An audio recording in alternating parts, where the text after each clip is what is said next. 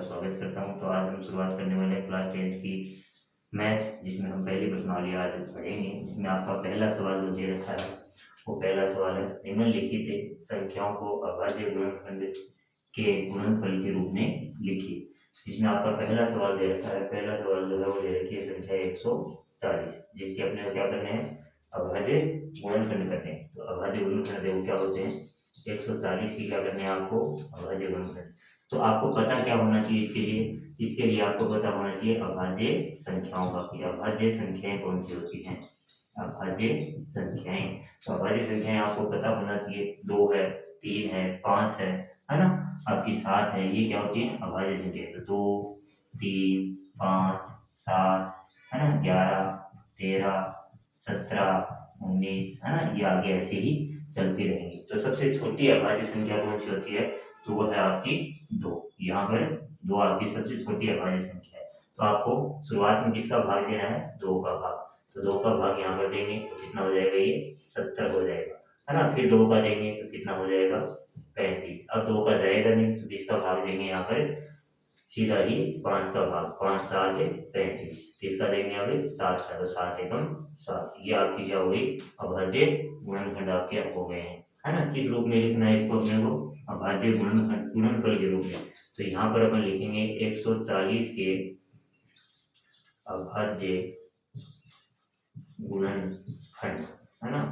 140 के अभाज्य गुणनखंड क्या किया अपन ने, 2 गुना 2 गुना 5 गुना 7, ये अपन ने क्या किया है, यहाँ पर अभाज्य गुणनखंड किया। अपने को लिखना है इसको गुणनफल के रूप में।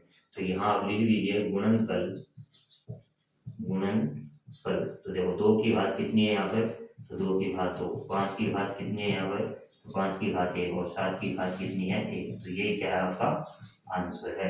ठीक है, तो इस प्रकार अपन इसको कर सकते हैं। ठीक है, अब देखिए 2 का सवाल है 156। तो 2 का सवाल अपन करते हैं 156। तो 156 के अभाज्य गुणनखंड करेंगे, वही काम आपका। 156 के सबसे पहले 2 का 7 दूनी 14, 8 दूनी 16। फिर 2 का भाग देंगे, 2 तिया 6 और 9 दूनी 18। फिर 2 3 का 3 एकम 3, 3 तिये 9, फिर 13, 13 एकम 13। तो ये अपन ने क्या कर दिए, इसके गुणनखंड कर दिए। तो लिख लीजिए यहाँ पर 156 के अभाज्य गुणनखंड क्या किए अपन ने, 2 गुना 2, 2 गुना 2 गुना, फिर अपन ने किया 3 गुना 13 है ना। तो अब लिखना किस रूप में, अपने को गुणनफल के रूप में। तो लिख दीजिए गुणनफल, गुणनफल। तो 2 की पावर कितनी, 2, 3 की पावर 1 और 13 की पावर 1। ये अपन ने क्या लिख दिया यहाँ पर, इसका गुणनफल के रूप में। अब देखिए तीसरा सवाल। तो तीसरा सवाल क्या है, तो तीसरा सवाल है आपका 3825। तो इसको अपने को हल करना है। तो मतलब गुणनखंड करेंगे, 3825 का गुणनखंड करेंगे। तो वही 2 का भाग, 2 एकम 2, 1 बचा, 9 दूनी 18, फिर आपका 2 एकम 2 है ना। तो 2 का यहाँ पर नहीं जाएगा इसके अंदर, तो किसका देंगे अब अपन यहाँ पर 3 का देके देखेंगे। 3 का क्या भाग जाता है, तो 3 का भाग अपन यहाँ पर देंगे है ना, क्योंकि अगली अभाज्य संख्या अपनी कौन सी है, 3। तो 3 का देंगे, 3 एकम 3, 3 दूनी 6 है ना। तो 2 बचा, 7 की 21, 3 बजे 15। तो 3 का यहाँ पर पूरा पूरा भाग चला जाता है। फिर 3 का 3 चौक 12, 3 दूनी 6 और 3 बजे 15। फिर आपका 3 का जाएगा नहीं, तो किसका देंगे अपन, 5 का। 5 8 40 और 55 25। फिर 5 का, तो 5 एकम 5, 5 7 35। अब किसका जाएगा, सीधा सीधा 17। 17 क्या है, अभाज्य संख्या आपकी। ठीक है, अब आप लिख दीजिए इसको 3825 के अभाज्य गुणनखंड, अभाज्य गुणनखंड। तो क्या क्या किया आपने, 3 गुना 3 गुना 5 गुना 5 गुना 17 आपने किया है ना। तो अब देखो 3 यहाँ पर कितनी बार है, तो 3 यहाँ पर 2 बार है। तो लिख दीजिए गुणनफल, गुणनफल जो है वो 3 देखो 2 बार, तो 3 की पावर 2। 5 भी कितनी बार है, 2 बार, तो 5 की पावर 2। तो 17 कितनी बार है, तो 1 है ना। तो इस प्रकार इसको अपने हल कर सकते हैं। ठीक है। अगला जो सवाल है वो है आपका 5 का, जिसको अपन करते हैं। 5 के सवाल में देखो क्या दे रखा है, सॉरी 4 का। तो 4 के सवाल में देखो क्या संख्या अपने पास 5005, 5005 अपने को दे रखी है। अब क्या करने हैं, इसके अपने को गुणनखंड करने हैं। तो सबसे पहले गुणनखंड करते हैं 5005 के गुणनखंड। तो किसका भाग जाएगा 5 का, तो देखिए 5 एकम 5, बेटा 0 0 और 5 एकम 5। अब किसका जाएगा, 5 का तो जाएगा नहीं, तो किसका लेकर देखेंगे 7 का। 7 एकम 7, 7 चौक 7 एकम 7, 7 चौक 28, और फिर आ गया 7 तिये 21, है ना। तो यहाँ पर चला गया 7 का। अब किसका जाएगा, 7 का नहीं जाएगा, फिर 7 दूनी 14 और फिर 3 बच जाता है, तो 14 यहाँ पर नहीं जाएगा भाग, तो किसका देंगे 11 है अगली अभाज्य संख्या। तो 11 एकम 11, 3 बचा तो 33, 11 तिये 33, तो आ गया 13, 13 एकम 13। तो ये आपके क्या आ गए यहाँ पर अभाज्य गुणनखंड, है ना। अब इसको लिख लीजिए 5005 के अभाज्य गुणनखंड। तो क्या किया अपन ने, तो किए 5 गुना 7 गुना 11 गुना 13, ये अपन ने यहाँ पर गुणनखंड कर लिए। अब देखो यहाँ पर गुणनफल के रूप में, तो वैसे ये गुणनफल है इसका, तो लिख दीजिए आप गुणनफल बराबर क्या हो जाएगा 5 की पावर 1, 7 की पावर 1, 11 की पावर 1 और 13 की पावर 1, ये आ गया इसका गुणनफल। तो इस प्रकार आप इसको कर सकते हो। अगला सवाल है आपका 7429, तो यहाँ पर कर देते हैं अपन अगला सवाल 5 का। तो संख्या जो दे रखी है 7429, है ना। इसके क्या करने हैं अपने को गुणन करना, तो 7429 के गुणनखंड। तो 7429 में किसका भाग दें, सबसे पहले अपन यहाँ पर भाग दें, तो अपने देंगे 7 का 13 का जाएगा नहीं, 13 का नहीं जाएगा, तो किसका जाएगा 17 का। तो 17 का भाग देते हैं, तो 17 का देते दो, 17 × 51, 17 चौक 68, है ना।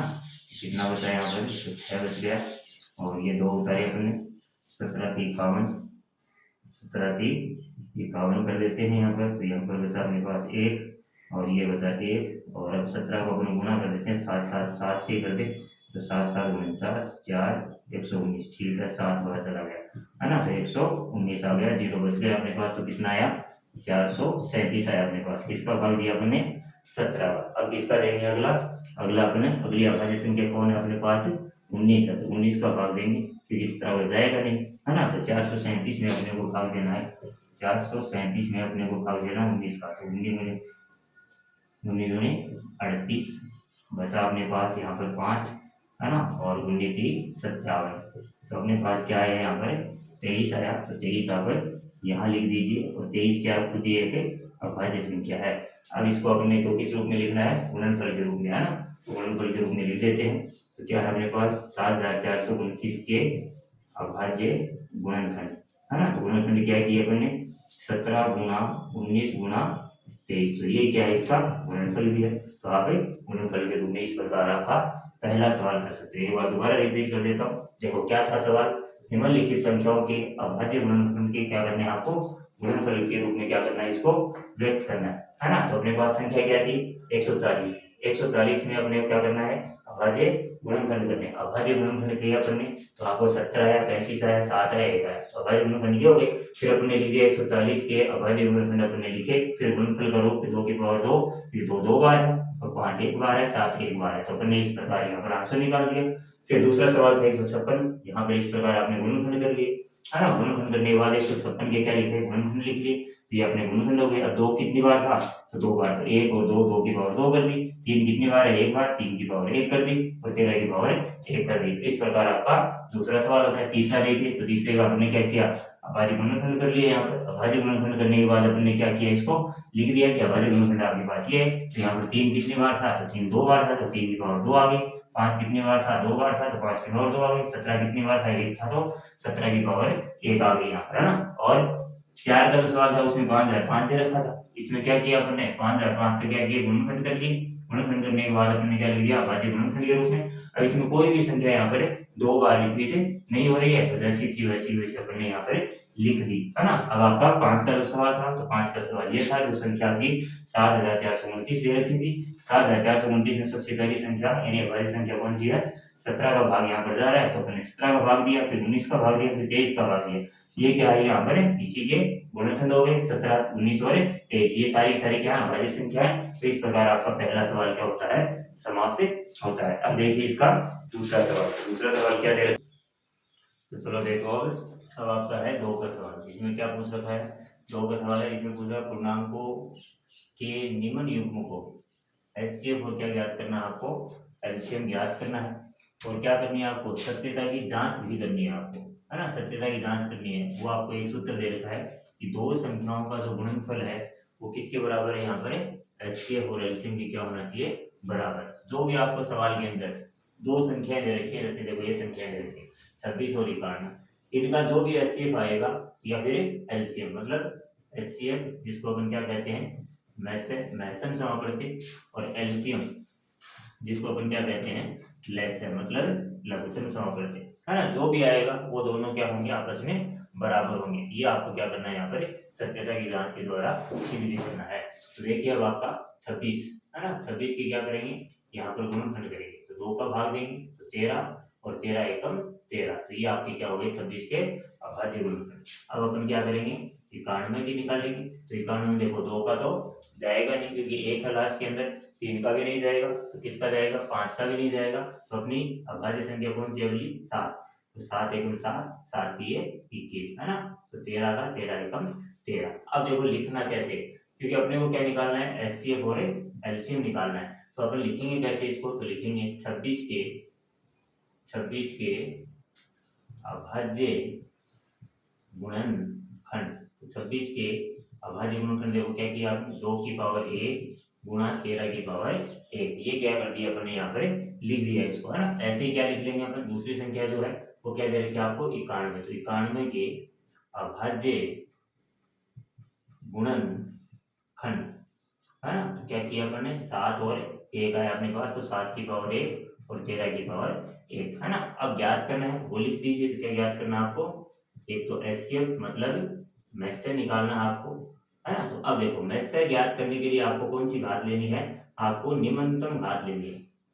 निम्नतम मतलब छोटी घात, जिनके क्या होते हैं, छोटी घात लेनी है, जिनके आधार क्या हो, समान हो, जिनके आधार क्या हो, समान हो, है ना। वो घात जिनके क्या होने चाहिए, आधार भी समान होने चाहिए, और वो संख्याएं भी क्या होनी चाहिए आपकी, समान, है ना। घात जो है वो क्या होनी चाहिए, समान होनी चाहिए। घात तो क्या हो सकती है, छोटी और बड़ी हो सकती है, लेकिन आधार क्या होना चाहिए उसके अंदर, समान होनी चाहिए। जैसे देखो 2 है इसके अंदर, लेकिन यहाँ इसके अंदर नहीं है, तो 2 अपन नहीं ले सकते यहाँ पर, है ना। 13 देखो आधार इसका भी सेम और इसका भी सेम, तो 13 की पावर या तो समान हो या फिर क्या होनी चाहिए, छोटी होनी चाहिए, है ना। दोनों में क्या हो, या तो छोटी घात लेते हैं मतलब निम्नतम घात लेते हैं अपन, या फिर अपन को क्या लेनी है, दोनों की घात अगर बराबर है तो उसको अपन को एक बार ले सकते हैं अपन, है ना। तो एचसीएफ के अंदर देखो क्या लिखेंगे अपन, 13 की पावर कितनी है, 13 की पावर 1, और कुछ है आधार जिसमें समान हो, तो ऐसा नहीं है। तो अपने के पास जो एचसीएफ आएगा वो कितना आ गया, तो 13 आ गया। अब क्या निकालना आपको, एलसीएम।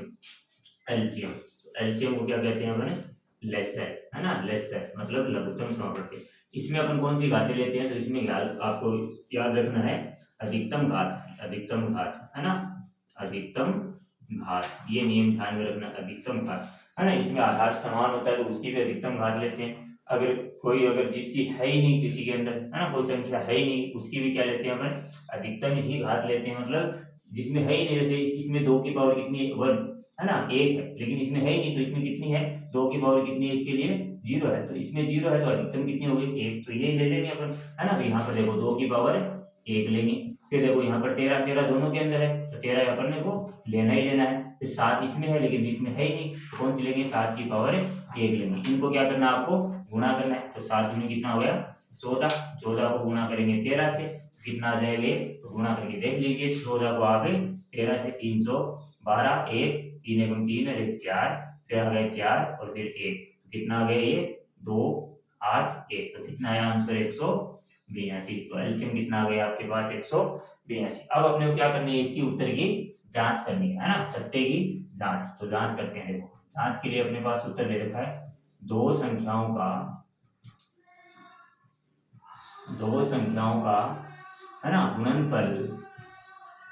गुणनफल बराबर है किसके, एचसीएफ गुना एलसीएम के, है ना। तो दो संख्याएं कौन सी अपने पास, 26 है तो 26 लिख दीजिए, गुणा में कितना है 91 है तो 91 लिख दीजिए, बराबर, है ना। और एचसीएफ और एलसीएम, तो एचसीएफ कितना निकाला अपन ने, तो 13 निकाला था तो 13 लिखिए, और एलसीएम कितना निकाला अपन ने, 182 निकाला था, 182 अपन ने यहाँ पर लिख दिया, है ना। अब क्या करना है आपको, गुणा करना है, तो 182 को 13 से गुणा करके देख लीजिए, तो 182 को 13 से अपने को गुणा करना है, 3 दूनी 6, है ना, तो हासिल कुछ है नहीं, है ना। 8 ये 24, 24 का आ गया अपने पास 4, हासिल की 2, और 2 3 2 5, फिर आ गया 2 8 और 1, है ना। तो 6 6 और 8 और 5 13, 13 और 2 23, तो 23 66, तो इसका कितना आया 23 66, इसको भी गुणा करके देख लीजिए आप, तो आंसर में कितना आएगा 23 66 ही आएगा।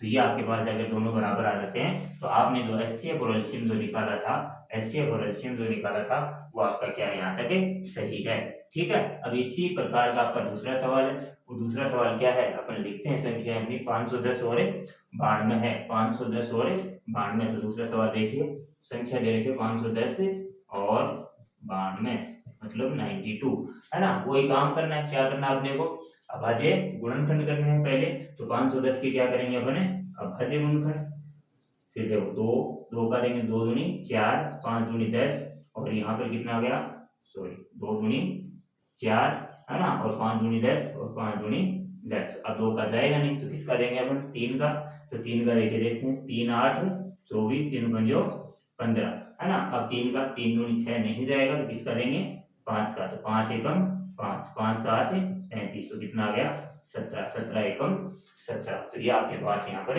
गुणनखंड आ जाते हैं। अब किसका किसका करेंगे अपने, 92 के अभाज्य गुणनखंड, तो वो 2 का भाग देंगे, 2 चौके 8 और 6, फिर 2 का, 2 दूनी 4 और 3, तो कितना आ गया 23, है ना। तो ये आपके अभाज्य गुणनखंड आ जाते हैं। अब अपने को क्या निकालना है, इसका एचसीएफ और एलसीएम निकालना, तो क्या लिखेंगे, 510 के अभाज्य गुणनखंड, तो क्या किया आपने, 2 की पावर 1, 3 की पावर 1, 5 की पावर 1, और आपने 17 की पावर 1, ये अपने यहाँ पर 510 के अभाज्य गुणनखंड लिख लिए। ऐसे ही आप किसके लिख लो, 92 के लिख लीजिए, तो 92 के अभाज्य गुणनखंड क्या किया आपने, 2 की पावर कितनी है 2 और 23, है ना, 23 की पावर 1। अब क्या निकालना था अपने को, इसका एचसीएफ, तो एचसीएफ देखिए, एचसीएफ के लिए आपको बता रखा है मैंने, क्या लिखनी है आपको, आधार जिसमें समान हो और घात क्या होगी इसकी, छोटी हो, है ना, घात किसकी हो, छोटी। तो आधार देखिए, इसमें कितना है 2 है, इसमें भी 2 है, तो आधार समान है, और इसमें घात छोटी कौन सी है, तो 2 की पावर 1 है, तो क्या लिख देंगे 2 की पावर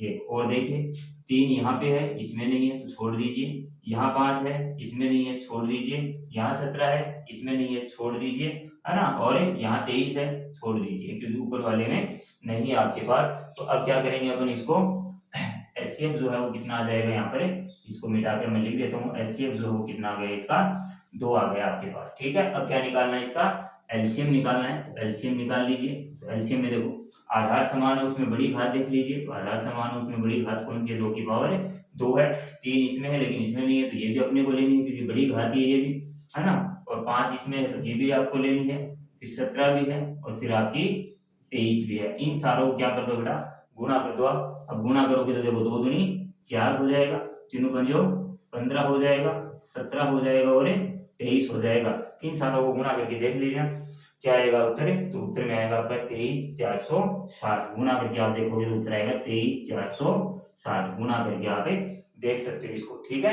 अब देखिए अपने को क्या करनी थी, इसकी उत्तर की जांच करनी है, तो जांच में अपन करते हैं, देखो क्या आएगा, उत्तर की जांच में अपने पास मैं सीधा लिख देता हूँ, सूत्र ए गुना बी बराबर क्या है, एचसीएफ गुना एलसीएम, है ना, मतलब दो संख्याओं का गुणनफल किसके बराबर है, एचसीएफ और एलसीएम के बराबर होता है ना। तो ए और बी, तो 510 है आपके पास और 92, तो 510 गुणा में क्या आ गया 92, एचसीएफ कितना, तो 2 है, एलसीएम कितना है, तो एलसीएम आपके पास आया था 23,460 आया था, तो 23,460 ले लीजिए, 23,460, 23,460 को गुणा करके देख लीजिए, वो भी इसके बराबर ही आएगा, तो अपन गुणा कर लेते हैं, 23,460 को 2 से गुणा करके देखते हैं, तो 0 6 दूनी 12, चलिए 4 दूनी 8 रहेगा 9, और फिर आपका 3 दूनी 6 और आपका 2 दूनी 4, तो 46,900 20, तो 46,920 ये आपके पास आ गया। तो इसका भी कितना आएगा, 46,920 ये आपके पास है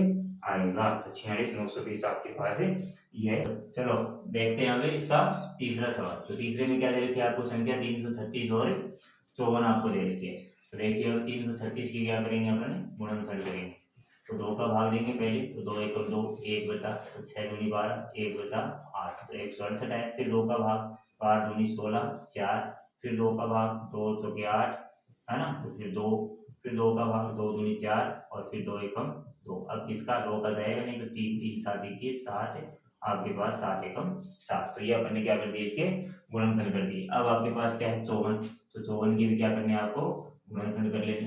तो 2 का भाग, 2 दूनी 4, 7 दूनी 14, 3 का 3 7, 3 9 27, फिर 3 का 3 3 और 3 है ना। तो ये आपके पास गुणनखंड आ चुके हैं। तो आप लिख लीजिए 336 के अभाज्य गुणनखंड है ना, 390। तो 2 की पावर कितनी है, तो 1 2 3 4, तो 2 की पावर कितनी है 4। ऐसे 3 की पावर कितनी है, तो 1, और 7 की पावर कितनी है, तो 1। ऐसे ही अपन लिखेंगे 54 के अभाज्य गुणनखंड है ना, अभाज्य गुणनखंड। तो क्या लिखा अपन ने, तो क्या है अपने पास 2 की पावर कितनी, तो 2 की पावर 1 और 3 की पावर कितनी है, तो 3 की पावर 3 है अपने पास। ठीक है, अब अपने को क्या निकालना है, एचसीएफ। तो एचसीएफ निकालने के लिए अपने को क्या लेनी है, छोटी बातें, आधार जिसका क्या हो समान। तो इसका आधार भी समान है, इसका आधार भी समान, इसका आधार और इसका आधार दोनों में संख्याएं होनी चाहिए, है ना, उसको बोलते हैं आधार समान। तो इन दोनों में छोटी घात कौन सी है, तो 2 की घात 1 है। इन दोनों में छोटी घात कौन सी है, तो 2 3 की पावर 1 है ना। इसके अलावा तो कुछ यहाँ पे है भी नहीं। तो क्या लिखा अपन ने, 2 गुना 3 बराबर एचसीएफ जो है वो कितना आ गया है, 6 आ गया अपने पास। ठीक है, अब अपने पास क्या निकालना है, इसका एलसीएम। तो एलसीएम निकालने के लिए अपने को क्या लेनी है, बड़ी घातें। तो इसका आधार समान, तो 2 की पावर कितनी 4 लेंगे। फिर आपके पास 3 की पावर कितनी है, तो 3 है, और 7 की पावर 1 है। ठीक है, इनको क्या करोगे आप गुना, तो 2 चौके 8, 8 दूनी 16 है ना, 2 दूनी 4, 4 दूनी 8, 8 दूनी 16, तो 16 लिखा। 3 दिए 9, 9 3 27 लिखा, और गुना में क्या आपके पास 7। इन सालों को गुना करोगे तो आपका जो आंसर आएगा वो कितना आएगा, 3024 आपके पास आंसर आ जाएगा। अब क्या करना है अपने को, उत्तर की जांच करनी है इसकी, है ना। उत्तर की जांच के लिए अपने को क्या करना है, तो वही करेंगे अपन जांच। तो जांच के लिए क्या है, a गुना b बराबर एचसीएफ गुना एलसीएम। दो संख्याएं क्या दे रखी है आपको, 336 गुना में क्या आपके पास 54। एचसीएफ क्या निकाला, तो एचसीएफ आया आपके पास 6 है ना, गुना 3024 आपके पास है ना। अब इसको क्या कर लीजिए, गुणा कर लीजिए। तो 3024 को 6 से गुणा कर लीजिए, तो 6 चौके 24, 6 दूनी 12 और 2 14 है ना, 6 दूनी 12 और 2 14 है ना। तो ये 14 6 3 18, तो 18,144। तो ये आ गया 18,144। तो ये भी कितना आएगा, 18,144। इन दोनों को गुणा करके देख लेना, इस प्रकार आपका ये आंसर आ जाता है ना। तो अपने इस प्रकार कोई भी आपको ऐसे और उसकी उत्तर की जांच करनी अगर दे दे तो आप ज्ञात कर सकते हो। ठीक है।